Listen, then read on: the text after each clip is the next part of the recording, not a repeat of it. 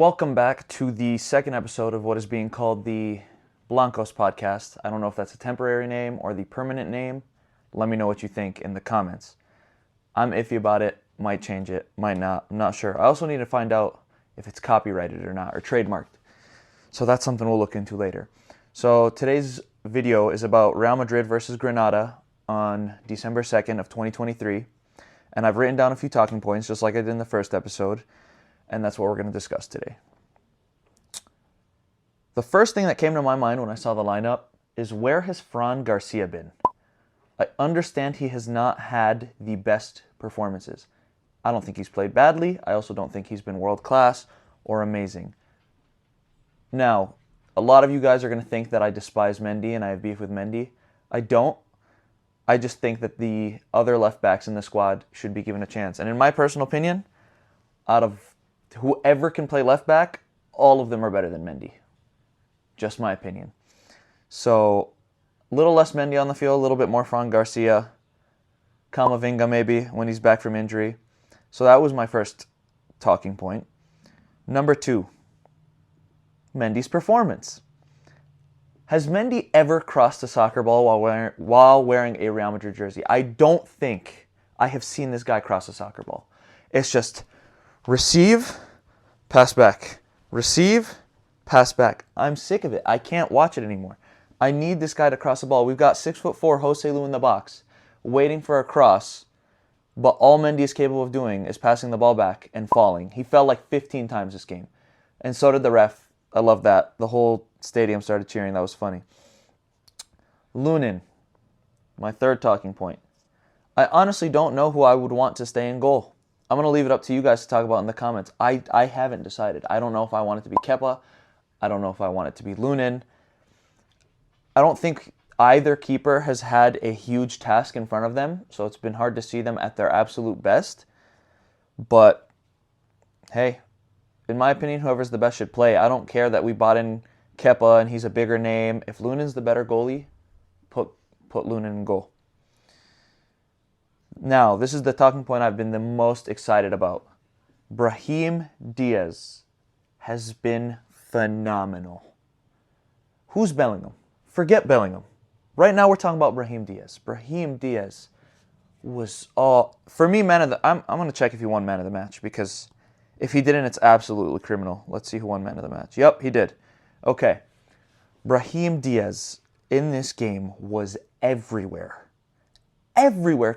I think he was involved in both goals, hustled on defense, won the ball back a few times. Let's see if we could find some of his stats. Lineup. Okay. Played 88 minutes. Scored a goal. Let's see. 86% pass accuracy. Created 2 chances. Both were big chances. Won 50% of his ground duels. Didn't have any aerial duels. He was fouled twice. Let's see. Recovered the ball 6 times. 2 interceptions. Successful dribbles 3 out of 5. Touches an opposition box 6. He was dispossessed twice. He was all over the field, and he deserved to win the man of the match. What I enjoyed the most was seeing him playing on the right. We've got a guy who's ambidextrous, who's both-footed. We haven't had a proper right winger since Gareth Bale, and we finally have him. I've been saying for months, put this guy on the right wing. Give him a shot. With all the injuries, I genuinely think that's the only reason he got a shot at the right wing today. If half the squad was not injured, I don't think he would have been put on the right wing. I think we would have stuck with Rodrygo or Fede or whoever. But I'm glad he got that opportunity, because I've been wanting to see him there. He can drive down the line with his right foot and deliver a cross. He can cut inside with his left foot and shoot or cross the ball or pass the ball or do whatever. We really have someone that could do both. Yet the first time we put him there is, 12, 13 games into the season? How many games has it been? 15 games in the season. So he did it. First time we put him there. I think this season he won man of the match. Just saying. Now, over on the other side, Brahim on the right, Rodrygo on the left. I think a lot of us Madrid fans who have been watching for a while know how talented Rodrygo is. I truly do think he's wasted on the right. I think he can be a very good player in the middle, but not as a forward, more as like a 10 or an 8. But you can't really take Vinicius Jr. out this squad. Like, he's been phenomenal. He doesn't quite have the dribbling ability that Rodrygo has, and he's not as silky on the ball, but just the pace. And now the finishing ability, which he did not have a few years ago. It's just so valuable. You need it. And Rodrygo's really stepping up in his absence, which is huge. What happens in the future in terms of does he continue to play on the left? Maybe we try Vinny on the right. I highly doubt that. I highly, highly, highly doubt we're moving Vinicius Jr. off the left wing, which, hey, I mean, he does really well there. Rodrygo does really well there. I think Rodrygo's more adaptable, which is why he's been, dislodged to the middle of the field or the right side. I mean, one of the best performances we had last season was the front three of Vinny, Benzema, and Rodrygo, with Rodrygo on the right wing, and it was against Chelsea. And yes, I know that Chelsea side was not the best, but we played really well. Let's see. All right, next talking point. I don't know if Bellingham dated the referee's daughter and took her to prom and broke her heart, or just wasn't the best person, or they got into an altercation before the match, or he keyed his car, or they bumped into each other. I don't know, but this referee did not like Bellingham one bit. I'm not someone that normally complains about referees. I don't really care that much. But Bellingham, the amount of calls that this referee did not give him was unreal. Booked him for dissent. Surprising to give him a second yellow, I'll be completely honest. Even the commentators are meant to be as unbiased as possible. And you've got the commentator talking about there seems to be an issue between this referee and Jude Bellingham. And this referee just was not having any of it. I'm biased. I'm a Real Madrid fan. I'm obviously going to assume the worst. I would really like somebody to talk to this ref and be like, hey, you can't be doing that. I don't want to see that done against any player, not even a Barcelona player. That's just ridiculous. That treatment was crazy. Now, next talking point I have for today. Why not bring Nico Paz on earlier? I understand he's a young kid, and I understand he scored one goal that was a little fortunate, and that he's not a world-class talent, and he's not going to go and change the game for us every single time. But we're playing against Granada, who I believe did not have a single shot on target. Let's check that. They had 0 shots on target. Why not bring on Nico Paz, give him an opportunity to play, get some more minutes, play with the first team. You're at the Bernabeu. The fans love him after what he did last week. Give him some more minutes, let him showcase what he can do, and to be fair to him, he played well. My cousin Mufi, who's infamously brought up on these episodes, it seems, calls me, he's like, Nico Paz did more in the, 5-10 minutes he was on than Jose Lu did the whole game. We really need to set up a YouTube boxing fight between Jose Lu and my cousin Mufi, because Mufi just does not enjoy Jose Lu at all. I don't mind him. I think he's doing well. He can miss a lot of opportunities, yes, I know, but my cousin's got a point. If he could do more than Jose Lu has in 10 minutes compared to Jose Lu's 70, bring him on. Give him some more time. I think it was a great idea to bring on Dani Ceballos in the 60th or so minute. Rest the players. Why keep Bellingham on the whole match when he's on a yellow? Why keep Fede Valverde on the whole match when he's played almost every single minute this season? So there were some good rotations. There were some not so good rotations. I think taking Carvajal out was a good idea. He's been playing a ton. Even though I don't think Lucas Vázquez is the best backup, with all due respect to Granada, we are playing against Granada. They're second to last. It's a game where we can afford to give players minutes. Bring on Nico Paz earlier. Maybe give Dani Ceballos the start. Maybe give Lucas Vázquez the start. Maybe rest one of Bellingham or Valverde or Rodrygo. I feel like it's going to be a very common topic to discuss, rotating and giving players rest, because we already have, let's look at the squad. Who's injured? Squad. Our goalkeeper is injured. Our backup goalkeeper is injured. Eder Militao is injured. Luka Modric is injured. Tchouaméni is injured. Camavinga is injured. Goulet, who has yet to make a debut for Real Madrid, is injured. Vinicius Jr. is injured.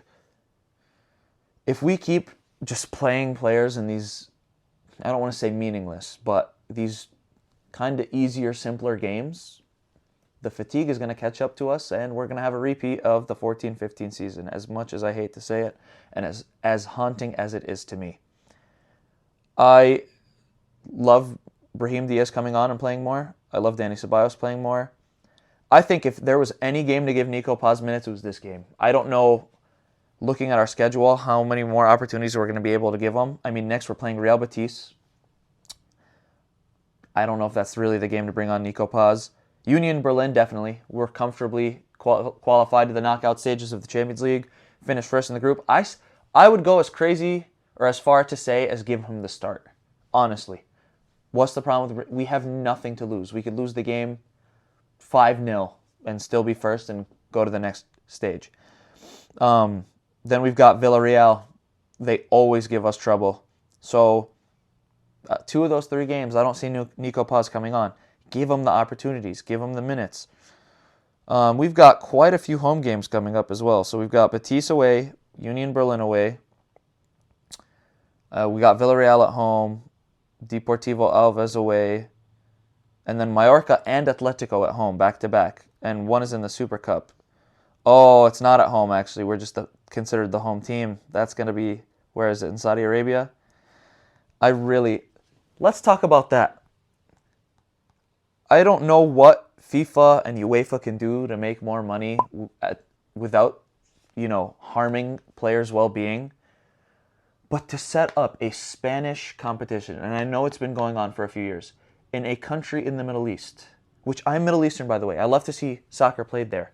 But in the middle of the season, move 2, 3, 4 entire teams that have a very hectic schedule with very little rest and already a ton of injuries. We're not the only ones with injuries. I know Barca's got injuries of their own. I know Atletico's missing some players.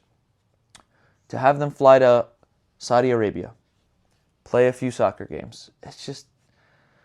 There's got to be other ways of marketing La Liga and soccer than harming your players, making them fly to another country, making them play games that could be played in Spain, in Madrid, by the way. It's a Madrid derby.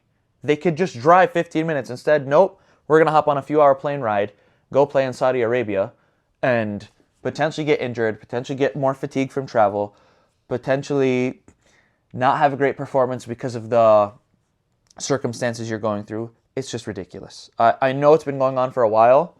I feel like the more it's addressed by me, fans, other people, other podcasts, the players themselves, the less this will happen. There's already players complaining. So, Danny Carvajal came out the other day, I believe, and he was like, players did not say that they wouldn't take a pay cut for less games. I think some of them would be glad to take a pay cut for less games, because at this point, ACL injury after ACL injury, MCL, quad, hamstring, calf, these guys want to prolong their careers as much as they can because I know they love to play. At least that's what it's like at Real Madrid. I don't see us having a squad of guys that do it for the money. But if they're being run into the ground, their careers aren't going to last very long. We are blessed to have Luka Modric able to play this long. How he's done it, I don't know. How he's done it, I have no clue. But we are so blessed to have him. Another talking point I'd like to bring up. Toni Kroos retiring at the age of 33 or 34, whatever he's going to be next year, is absolutely criminal. I will shed tears if Toni Kroos retires next season. Luka Modric, I can understand. He's pushing 40. Toni Kroos, to me, has been playing a ton of games this season, and he's still world class. I have yet to see him put in a bad performance. In fact, I'm seeing more from Toni Kroos this season than I have when he was younger, 7, 8 years ago. He seems like a more all-around midfielder now. He's putting in more tackles. He's intercepting the ball more. He's winning the ball back. He's making more recoveries. He seems fitter at 33 years old. I don't know if he's aging like fine wine, but he seems like a more all-around midfielder. I've never seen someone control the tempo of the game and just control the midfield like he does. But now I feel like he's added something to his game, which is insanely impressive to do at 33 years old. Is he 33? I need to confirm now. So, in order for that, why would we let him go? It'd be absolutely criminal. I don't know if we just continue to give him 1-year extensions until he's like, okay, I'm not doing this anymore. But it would be absolutely criminal to let this guy just leave. Even if next year we're bringing him in more off the bench, we can't let him retire at 33. Yep, he's 33. We could not let this guy retire at 33 years old. When you've got Modric playing until 38, we better be able to squeeze out at least 2 or 3 more years from Toni Kroos. Phenomenal player. Phenomenal player. And also, we're blessed with this young midfield. Tchouaméni, Camavinga, Fede Valverde. You can put Kroos in with those guys, and their legs will make up for the mobility he loses as the years come. If he could dictate a midfield the way he's done for the last 8 years, and he can continue to do that for a year or 2 more, no question extend his contract. Continue to give him. And at the end of the day, I do understand it is his choice. If he wants to retire, he has completed soccer. He's completed football. In his mind, it might be like, okay, I can go enjoy my life, spend more time with my kids. I've won everything there is to win. I personally would continue to play. That's just me. I would want to win more and more and more. Who's to say I don't go and win a 6th Champions League, a 7th Champions League, another La Liga title? That's what I would want to do. Why he even retired from the Germany national team, I have no clue. Especially when the Euros are there next year. Who knows? But I'm going to stop it there today. That's what's been on my mind. That's what I noticed during the game.